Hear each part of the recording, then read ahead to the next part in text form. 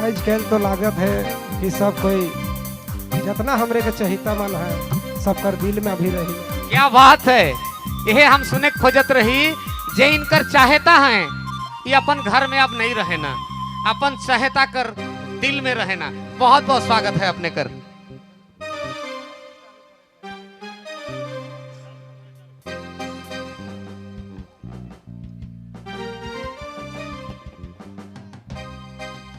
Hello, हाँ चलो, सबसे पहले हमरे के झारखंड का रीति रिवाज है कि कार्यक्रम शुरू करे से पहले हमरे के एगो वंदना गीत से स्टार्ट करे के चाहिए। चलो सब कोई के जोहार है। हाँ हाँ हाँ, सत में सुई मीरा ना मांगो,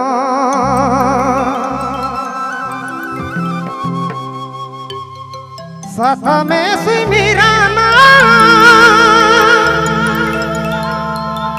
हे माँ सत में सुई मीरा ना,